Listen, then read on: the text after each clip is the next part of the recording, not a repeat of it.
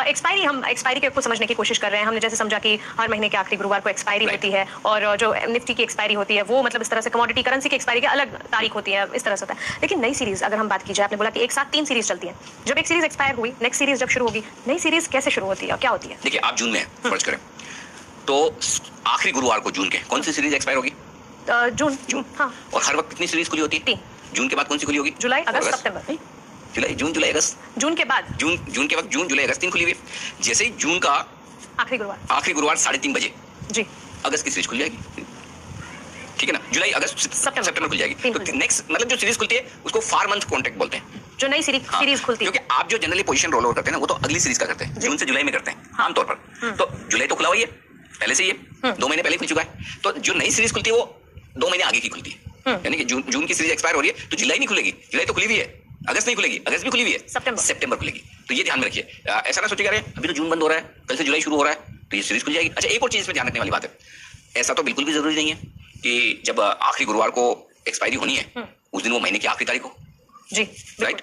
Mid month में भी अगर 20 तारीख हो गई, 20 तो नहीं होगी खैर, 24 तारीख, 25 तारीख, 28 तारीख, तो पता चला आप हैं जून में ही और अगले दिन शुक्रवार से जुलाई सीरीज शुरू होगी। जी हाँ, तो ये होगा इसी महीने में, जून में ही जुलाई, अगस्त, सितंबर शुरू होगी। बहुत बार लोग कंफ्यूज है, अभी तो जून ही चल रहा है, जुलाई कहां से शुरू होगी? तो भाई ये वायदा कारोबार वालों का दिमाग ऐसा ही है। हाँ। इनका दिमाग है ना, वो जून जुलाई कैलेंडर से नहीं चलता, उनका सीरीज से चलता है। सीरीज आखिरी गुरुवार को खत्म हुई और शुक्रवार से अगली सीरीज शुरू। तो हो सकता है जून के महीने में आपको जुलाई सीरीज, हो सकता है क्या आमतौर पर बहुत कम 12 महीने में एक महीना भी ऐसा नहीं होता जिस दिन महीने के आखिरी दिन ही सीरीज खत्म हो। ऐसा कॉम्बिनेशन कम ही मिलता है, ताकि पहली तारीख से आपको नहीं, जरूरी नहीं है कि वो गुरुवार। हाँ, तो ये मान के चलें कि इसी महीने में अगले महीने की सीरीज भी शुरू हो सकती है। तो मुद्दे की बात यही है कि जून की अगर सीरीज खत्म हो रही है तो इसका मतलब ये नहीं है कि जुलाई की भी फ्रेश स्टार्ट होगा। जुलाई अगस्त तो है ही, सितंबर नया खुलेगा। परफेक्ट, जी बिल्कुल। तो मतलब एक सीरीज खत्म हुई, अगली सीरीज में मैं प्रवेश कर रही हूँ, अगर मैं वहां पे कॉन्ट्रैक्ट खरीद रही हूँ, मुझे महंगा मिलेगा वो कॉन्ट्रैक्ट? आपको क्या लगता है, महंगा मिलना चाहिए, सस्ता मिलना चाहिए? मुझे तो लगता है महंगा ही मिलेगा। हाँ, लेकिन कब, ये इस बात पर डिपेंड करता है कि आप खरीद रही हैं या बेच रही हैं। जी, पॉइंट नंबर 1 समझिए, आप खरीद रही हैं, आमतौर पर आप अपनी खरीदारी की पोजीशन को अगले महीने ले जा रही हैं तो आपको कॉन्ट्रैक्ट महंगा मिलेगा। क्यों? क्योंकि जब आपने इस सीरीज में कोई कॉन्ट्रैक्ट खरीदा हुआ था, समझिए आपने एचडीएफसी बैंक 2000 रुपए में लिया हुआ है, एचडीएफसी बैंक का भाव 1950 रुपए है और आपको लगता है कि मैं नुकसान नहीं करना चाहती, अगली सीरीज में ले जाऊं, तो आप क्या करेंगी, 1950 में बेचेगी, तो वैसे 50 रुपए आपका नुकसान बुक हो गया। लेकिन चूंकि आप नहीं चाहती कि वो बुक हो, तो तुरंत आप अगली सीरीज का, जुलाई की सीरीज का कॉन्ट्रैक्ट दूसरा खरीद लेंगी, लॉट खरीद लेंगी, जैसे लॉट भी कहते हैं, कॉन्ट्रैक्ट भी कहते हैं। वो आएगा शायद 1960 रुपए में जी, तो आपको 10 रुपए ज्यादा देने पड़े, प्लस आपके ब्रोकरेज भी लगेगी। बिल्कुल राइट। तो ऐसा क्यों होता है? ऐसा इसलिए होता है कि जब आप तेजी की पोजीशन बनाते हैं तो क्यों बनाते हैं? वायदा कारोबार, आपके पास पैसे कम है इसीलिए तो आप फ्यूचर्स में खरीद रहे हैं। अगर पूरे पैसे होते हैं तो आप पूरा पैसा देकर डिलीवरी खरीद लेते हैं। हाँ। आपको कम पैसे में ज्यादा शेयर खरीदने, इसलिए तो वायदा कारोबार में है। हाँ, क्योंकि मार्जिन के हिसाब, मार्जिन दिया, काम हो गया। तो ऐसे सिचुएशन में बाकी आपका जो कोई पैसा पड़ रहा है इनडायरेक्टली, वो सेलर है एक तरह से, तो वो आपसे प्रीमियम चार्ज करता है।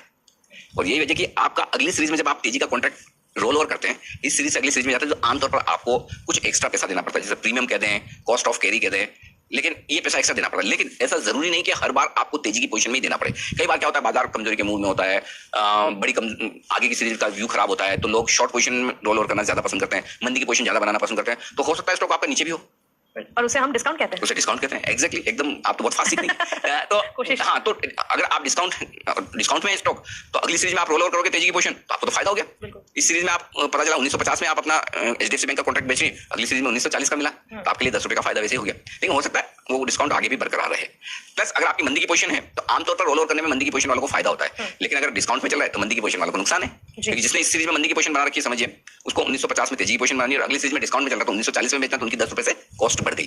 तो ये जरूरी नहीं कि अगली सीरीज में आप जब अपनी पोजीशन ले जाएं, इस सीरीज में खत्म करें और अगली सीरीज में ले जाएं, जिसे रोल ओवर कहते हैं, तो आपको फायदा ही हो या नुकसान ही हो, दोनों हो सकता है। पर आमतौर पर तेजी की पोजीशन अगली सीरीज में ले जाने पर थोड़ी प्रीमियम, थोड़ा सा नुकसान आपको होता है, हल्का सा, जो 1% 1.5% मैक्सिमम, उससे ज्यादा जनरली नहीं होगा। एक तरह से आप समझ लीजिए आप ब्याज दे रही हैं 1 महीने का आगे, अगले महीने हम एंटर कर रहे हैं, इसलिए तो मुझे लगता है जिस तरह से मैंने पढ़ा वैसे हमें व्यूअर्स को भी बता देना चाहिए कि प्रीमियम और डिस्काउंट होमवर्क की तरह पढ़ लें आगे, जब अगली सीरीज में हमारे साथ आ जाए तो थोड़ा सा ऐड ऑन हो जाएगा। कहते हैं जब हम डिस्काउंट कर रहे हैं, निफ्टी 30 पॉइंट डिस्काउंट पर, ऐसा तो कम देखने को मिलता है, या बैंक निफ्टी 250 पॉइंट डिस्काउंट पे। अरे ऐसा, हाँ, डिस्काउंट में एक फैक्टर और होता है जो समझना चाहिए, खासतौर से निफ्टी बैंक निफ्टी के डिस्काउंट में। कई बार क्या होता है कि निफ्टी और बैंक निफ्टी के जो स्टॉक्स हैं, जो उन्हें बना रहे हैं, उनके कंपोनेंट, उनमें अगली सीरीज में कोई डिविडेंड आने वाला होता है।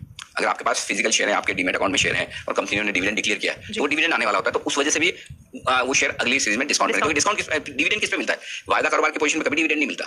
डिविडेंड आपको तभी मिलता है जब आपके डीमैट अकाउंट में शेयर है, ये बड़ा फर्क समझ लीजिए। हाँ, एफएनओ की पोजीशन पे कभी डिविडेंड नहीं मिलता। तो इसलिए एफएनओ के स्टॉक्स अगर समझिए अगले महीने में एचडीएफसी का भाव अभी 2000 रुपए चल रहा है और एचडीएफसी बैंक अगले महीने में 20 रुपए डिस्काउंट 20 रुपए डिविडेंड देने वाला है। तो अगले महीने का फ्यूचर फिर वो नीचे ही ट्रेड करेगा, 20 ना करे, हो सकता है 15 करे, हो सकता है 10 करे, 12 करे, वो डिस्काउंट कम ज्यादा हो सकता है, लेकिन वो डिस्काउंट पर ट्रेड करेगा। क्यों? कि जिसके पास कैश में शेयर है डिविडेंड उसे ही मिलता है, जिसके पास वायदा कारोबार में शेयर उसे डिविडेंड नहीं मिलता। और जिस दिन डिविडेंड की एक्स डेट होती है यानी कि उस डेट के बाद डिविडेंड नहीं मिलेगा, तब कैश मार्केट का स्टॉक भी 2000 से 1980 आ जाएगा, 20 रुपए डिविडेंड निकल जाएगा। तब जैसे ही एक्स डेट हुई कैश और फ्यूचर का भाव सेम हो जाता है। अच्छा, तो वायदा में मैं कभी नहीं सुनूंगी मुझे डिविडेंड ना मिलता ही नहीं। वायदा में स्पेकुलेशन है, ट्रेडिंग है, कहने के लिए सब हम कहते हैं हेजिंग, ये वो बड़े बड़े नाम सब बोलने के लिए अच्छे होते हैं, लेकिन सबको खाली प्राइस ट्रेड करना है, सिंपल। अब बस फर्क इतना है कि आपको इंडेक्स में करना है या स्टॉक्स में करना है, वो इंडिविजुअल चॉइस है, बट होती ट्रेडिंग ये ट्रेडिंग है, रिस्क भी है और रिस्क को ध्यान में रखते हुए ट्रेडिंग कर रहे हैं। अनिल जी, मुझे नया सौदा बनाना है नई सीरीज का, तो एक्सपायरी के दिन ही बनाऊं या उसके आगे या पीछे?